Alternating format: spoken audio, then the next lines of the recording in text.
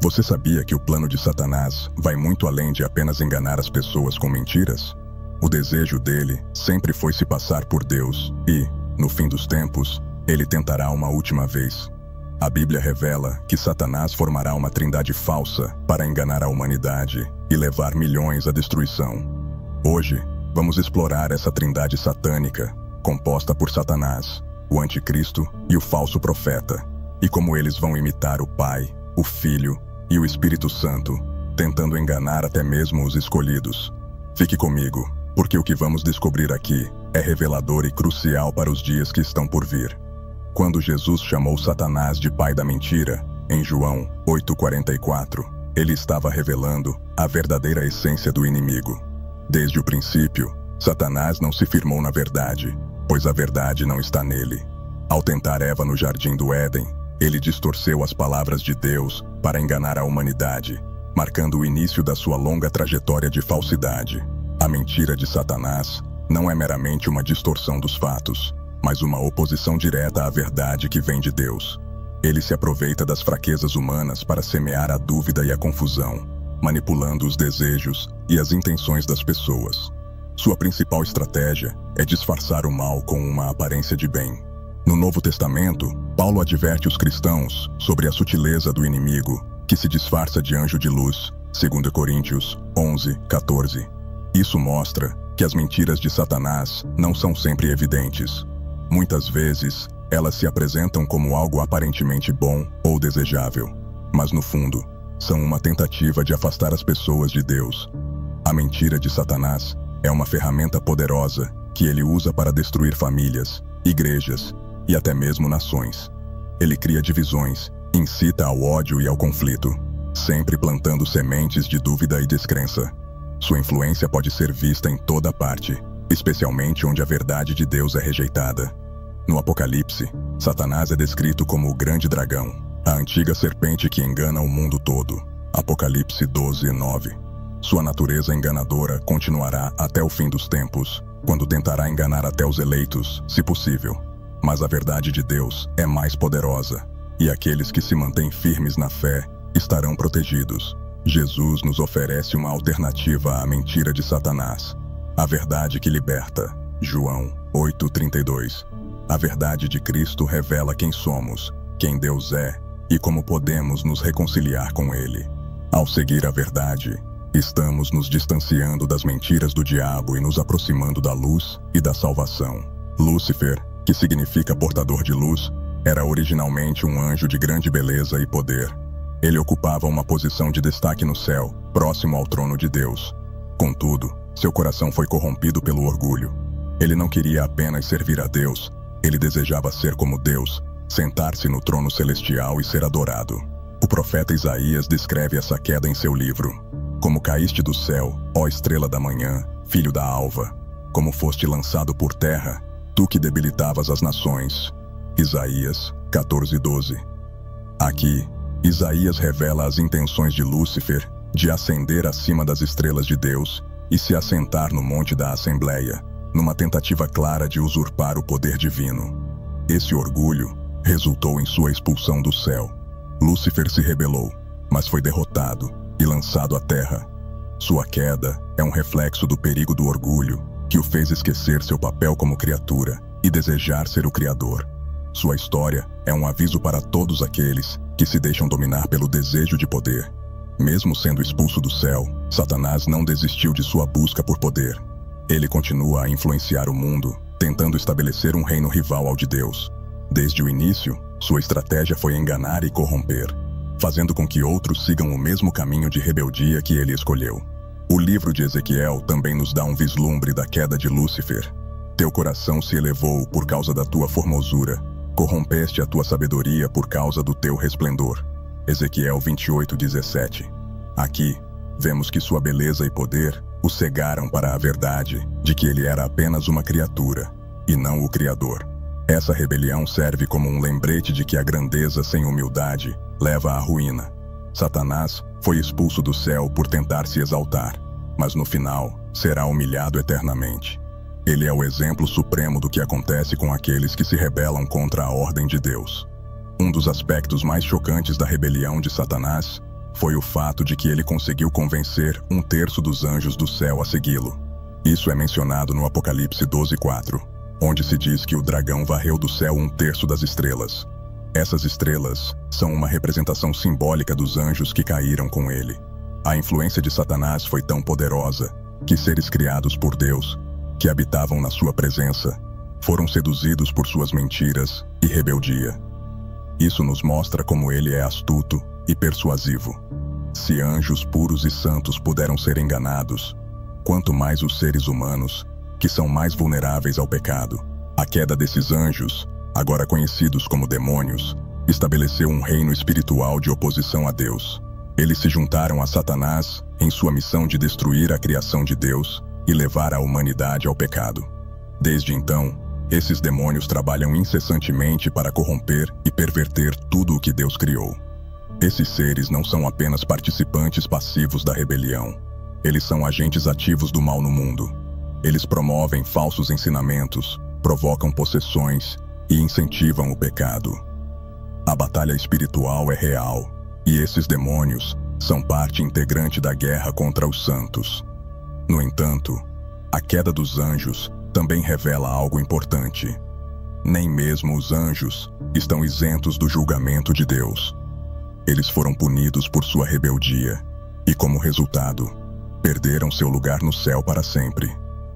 Esse episódio é um alerta sobre a justiça divina e a seriedade de se rebelar contra Deus. Apesar de sua queda, esses anjos continuam a servir a Satanás até hoje, aguardando o juízo final. No fim dos tempos, assim como Satanás, eles serão condenados ao lago de fogo, conforme Apocalipse 20:10. Até lá, sua missão é corromper o máximo de pessoas possível. Após sua expulsão do céu, Satanás foi enviado à Terra, onde começou sua tentativa de governar o mundo.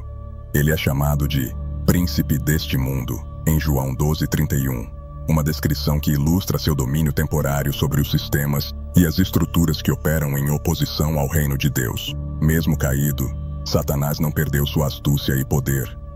Ele transformou o mundo em um campo de batalha espiritual, onde ele tenta enganar e desviar os seres humanos de Deus. Seu principal objetivo é destruir a criação divina e fazer com que as pessoas se voltem contra o Criador. Ele age de várias formas, desde tentações sutis até ações mais diretas, como possessões demoníacas. A história de Jó, por exemplo, mostra como Satanás busca continuamente destruir a fé e a confiança das pessoas em Deus. Ele pediu permissão para testar Jó, causando-lhe grandes sofrimentos, mas foi limitado pelo poder de Deus. Além de sua influência individual, Satanás também manipula as nações e sistemas de governo. Ele corrompe líderes, influencia guerras e instiga injustiças. O mundo caído que vemos hoje, com toda a sua dor e sofrimento, é um reflexo da influência de Satanás desde a sua queda. Contudo, sua autoridade é limitada. Deus ainda está no controle, e todas as ações de Satanás estão sujeitas à soberania divina. Ele não pode fazer nada sem a permissão de Deus, como vemos no caso de Jó. Isso nos dá esperança, pois sabemos que no final, o reino de Deus prevalecerá sobre o reino das trevas. Embora Satanás tenha poder na terra, seu destino final já está selado. Ele será lançado no lago de fogo para sempre. Enquanto isso, ele continua tentando iludir e enganar o maior número de pessoas possível, usando sua habilidade de mentir e manipular para desviá-las da verdade. Satanás, desde a sua queda, alimenta o desejo de ser como Deus. Ele não apenas tenta derrubar os planos divinos, mas também se apresenta como uma versão distorcida do Criador. Sua ambição de ser adorado como Deus não cessou após sua expulsão do céu. Pelo contrário, ele continua a tentar criar uma ilusão de divindade, enganando as pessoas a seguirem seus caminhos. Essa imitação se reflete na maneira como Satanás tenta distorcer os atributos de Deus. Ele oferece uma falsa liberdade, prometendo prazeres imediatos e autonomia, quando na verdade isso resulta em escravidão espiritual. Ao contrário de Deus, que nos oferece a verdadeira liberdade em Cristo, Satanás oferece ilusões e mentiras, tudo para seduzir e desviar as pessoas do caminho da verdade. No deserto, Satanás tentou até mesmo Jesus, oferecendo-lhe todos os reinos do mundo em troca de adoração. Mateus 4:8, 9. Essa tentativa desesperada de usurpar o poder de Deus mostra sua ambição incansável de ser visto como o soberano do universo. Mas Jesus, ao resistir a essas tentações, nos dá o exemplo de como devemos lidar com as mentiras do diabo. Pela verdade das Escrituras, Satanás também usa símbolos e práticas que imitam a adoração a Deus. Ele introduz falsos deuses e religiões que aparentam ser benéficas, mas que no fundo são contrárias à verdade divina. Ele se veste de anjo de luz, prometendo sabedoria, poder e prosperidade para aqueles que o seguem. Mas, como toda mentira, essas promessas acabam em destruição e morte espiritual. Na história humana, vemos vários exemplos de como Satanás tenta imitar o poder divino. Desde os cultos pagãos até os falsos profetas modernos, ele manipula a espiritualidade para criar confusão e afastar as pessoas de Deus. Sua maior arma é o engano, e sua maior ambição é ser adorado como Deus. Entretanto, toda essa tentativa de imitação é limitada e falsa. O poder de Satanás não pode se comparar ao de Deus. Suas promessas são vazias, suas ações são destrutivas, e seu reino é temporário. No fim, ele será derrotado e humilhado. Deus, o verdadeiro Criador e Senhor de todas as coisas, será adorado e glorificado por toda a eternidade. Satanás, em sua contínua tentativa de imitar Deus, formará uma trindade falsa nos últimos dias, composta por ele mesmo, o Anticristo e o falso profeta. Essa trindade satânica será uma imitação da Santíssima Trindade, Pai, Filho e Espírito Santo. No entanto, enquanto a trindade divina traz vida, amor e redenção, a trindade satânica trará morte, engano e destruição. O Apocalipse nos revela a natureza dessa trindade. Satanás se apresenta como uma versão distorcida de Deus, o Pai, buscando ser adorado como o soberano do universo. O Anticristo, sua imagem na Terra, se apresenta como uma versão falsa de Jesus Cristo, o Messias prometido, e o falso profeta, por sua vez, imitará o Espírito Santo, guiando as pessoas à adoração do Anticristo. Essa imitação será tão convincente que muitos serão enganados. As Escrituras nos dizem que o Anticristo realizará grandes sinais e prodígios, imitando os milagres que Jesus realizou em sua primeira vinda.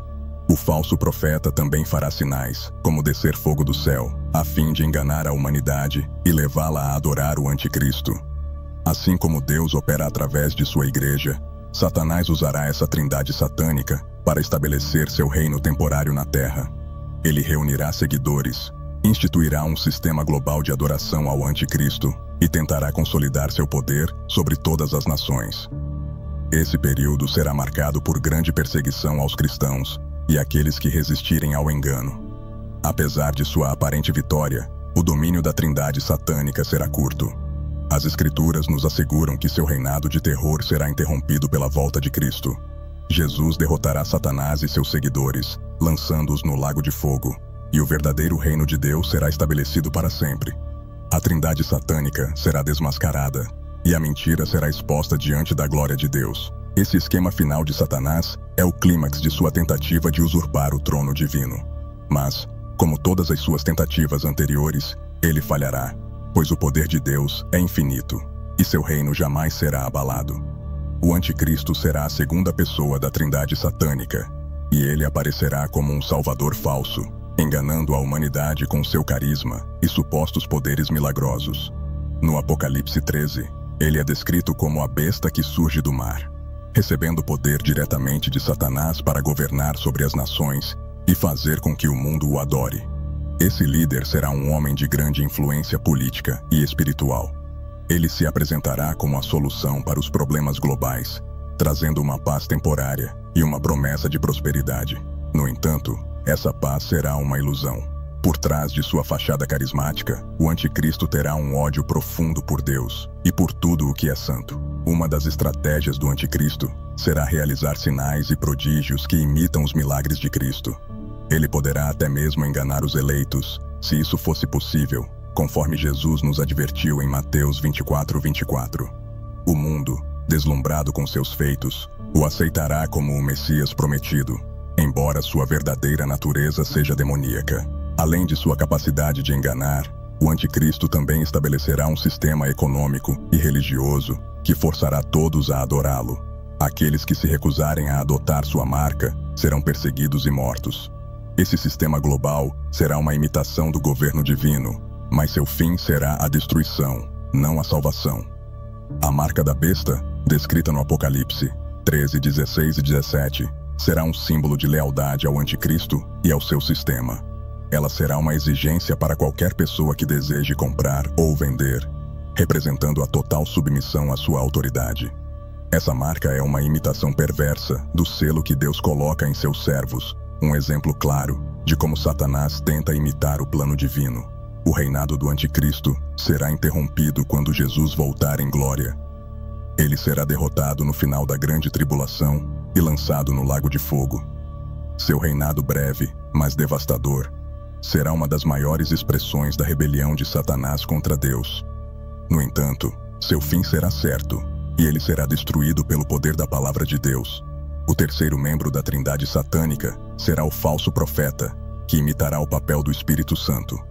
Assim como o Espírito Santo guia os crentes à verdade de Cristo, o falso profeta guiará o mundo à adoração do anticristo.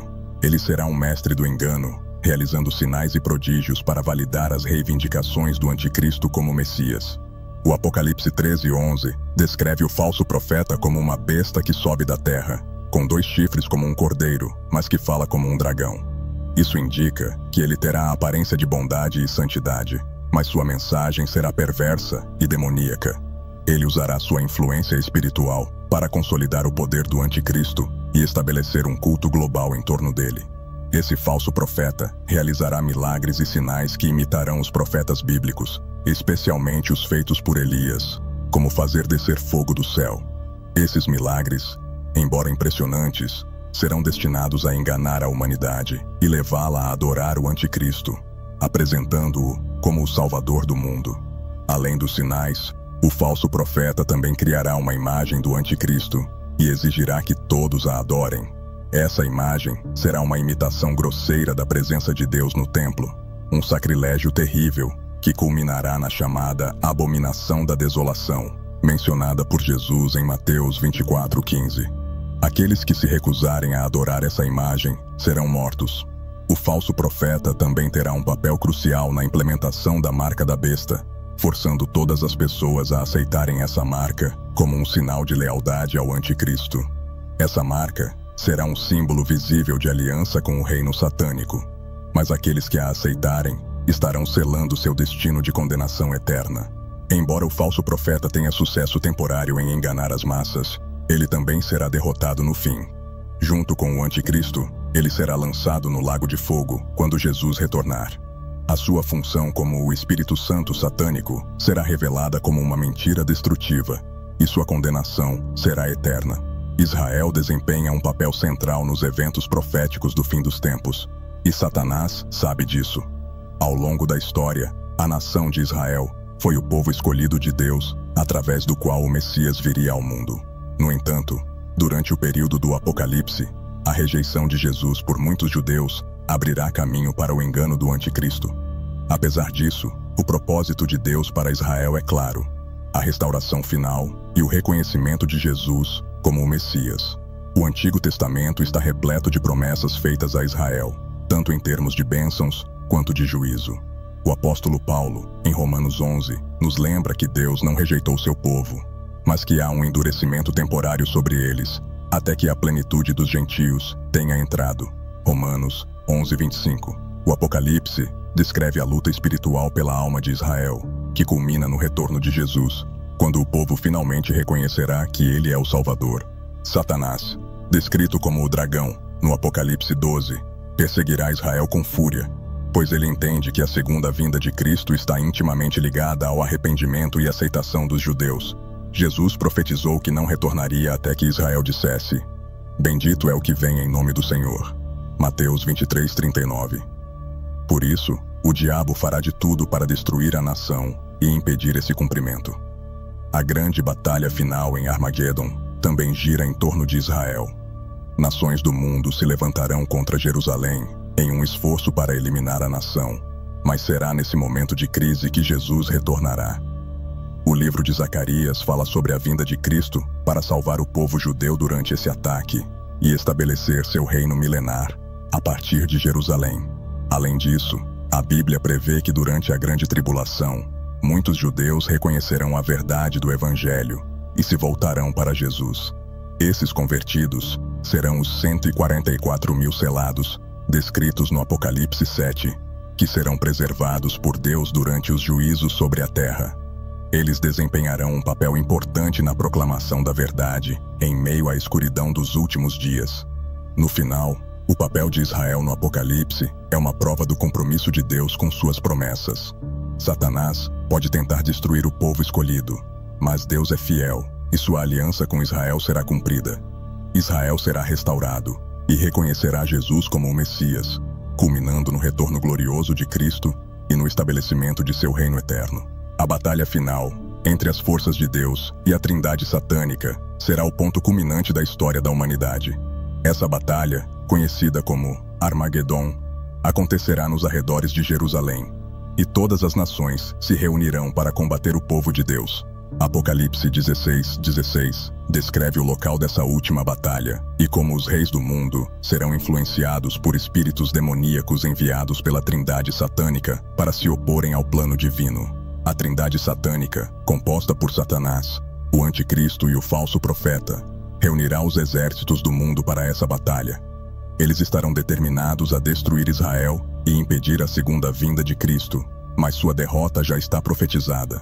Quando Jesus retornar, montado em um cavalo branco, ele destruirá esses exércitos com a palavra da sua boca. Apocalipse 19:15. Sua vitória será rápida e total.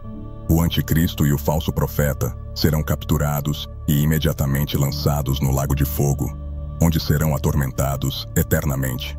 Apocalipse 19:20. Esse lago de fogo é o destino final de todos os rebeldes que se levantam contra Deus. Sua destruição marca o fim do reinado de terror da Trindade satânica sobre a terra. Satanás, no entanto, não será lançado imediatamente no lago de fogo. Ele será aprisionado por 1000 anos, durante o reinado milenar de Cristo, como descrito em Apocalipse 21:3. Durante esse tempo, ele não poderá enganar as nações. Esse milênio será um período de paz e justiça, onde Cristo governará a terra com seus santos e restaurará a criação. Ao fim dos 1000 anos, Satanás será solto por um breve período para enganar as nações uma última vez. Ele reunirá um grande exército, mas esse levante será rapidamente esmagado pelo fogo que descerá do céu. Finalmente, Satanás será lançado no lago de fogo, onde o Anticristo e o falso profeta já estarão.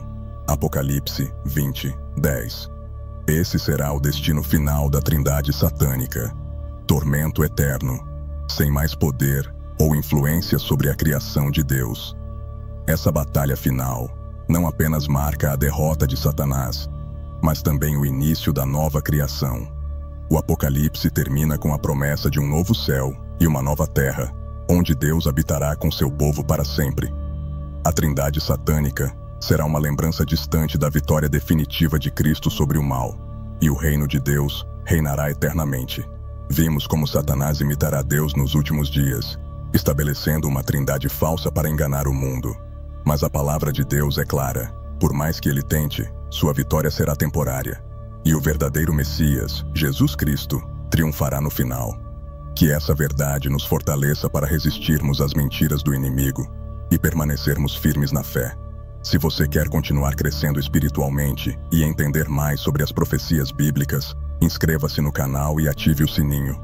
Vamos caminhar juntos, buscando cada vez mais a verdade de Deus.